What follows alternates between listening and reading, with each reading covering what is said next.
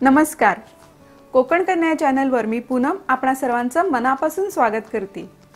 आज आपण करणार आहोत कोकणातील नाश्त्याचा एक खास पदार्थ, नारळाच्या दुधासोबत घावणे.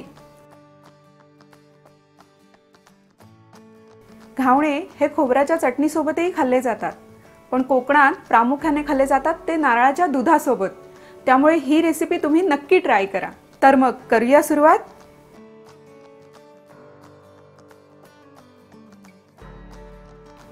हे तांदूळ मी रात्रभर भिजत ठेवलेले आहेत. हे छान उमळून आलेले आहेत. तुम्ही पूर्ण रात्रभर भिजत ठेवा किंवा किमान 6 ते 8 तास तरी तुम्ही तांदूळ भिजत ठेवा.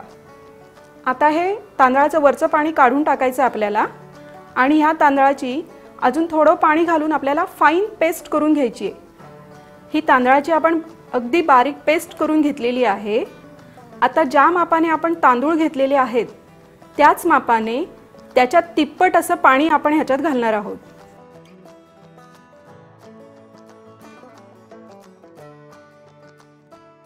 आता या पिठाला आपण चवीनुसार मीठ घालणार आहोत, साधारण अर्धा चमचा. आता हे छान आपण मिक्स करून घ्यायचे. आता हे पीठ घावणे करायला तयार आहे. चला तर मग आपण लगेच घावणे करून घेऊया. आता मी गॅसवर फ्राय पॅन गरम करत ठेवलेला आहे. तुम्ही फ्राय पॅन ऐवजी डोसा तवा किंवा भिडही वापरू शकता. आता या तव्याला आपल्याला थोडं तेल लावून घ्यायचे.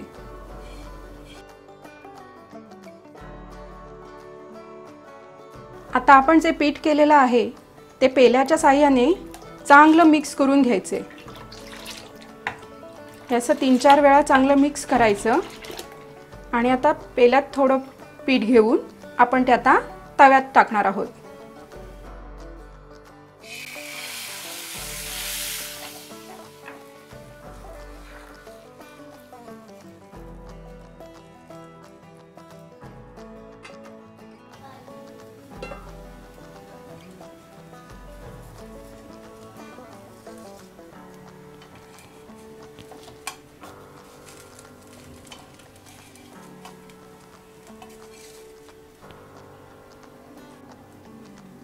प्रत्येक वेळी आपल्याला घावणा घालताना हे पीठ चांगलं हलवून घ्यायचं आहे.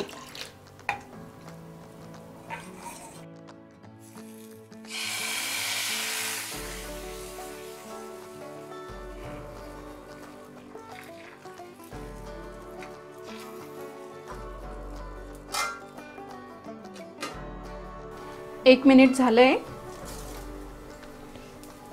हा बघा, कडेने घावणा असा सुटायला लागतो. तो असा हाताने धरायचा आणि त्याची घडी घालायची.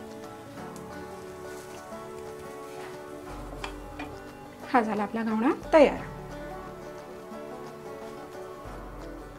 1 मेजरिंग कप तांदूळ घेतल्यानंतर त्याचे साधारण 14 ते 15 पातळ घावणे तयार होतात. माझे चॅनल तुम्ही सबस्क्राइब केलं नसेल तर ते लगेच करून घ्या आणि शेजारी असलेलं बेल आयकॉनही नक्की प्रेस करा, कारण लवकरच आपण सुरू करणार आहोत माशांचे रेसिपी, म्हणजे त्याच्या नोटिफिकेशन तुम्हाला लगेच मिळतील. आपले घावणे तयार आहेत. आता आपण करूया नारळाचं दूध. नारळाचं चव घेऊन त्यात 2 वेळा पाणी घालून आपल्याला त्याचा रस काढून घ्यायचा आहे, म्हणजे नारळाचं दूध काढून घ्यायचं आहे. हे नारळाचं दूध आपल्याला पातळ करायचं नाही आहे. आता यात आपण जो किसलेला गूळ आहे तो घालायचा आहे.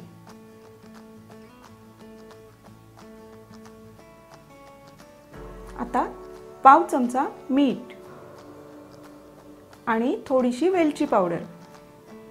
आता हे सगळं आपल्याला चांगलं मिक्स करून घ्यायचं आहे, म्हणजे गूळ चांगला विरघळून घ्यायचा आहे दुधात. आपला गूळ छान मिक्स झालेला आहे आणि नारळाचं दूध आपलं तयार आहे.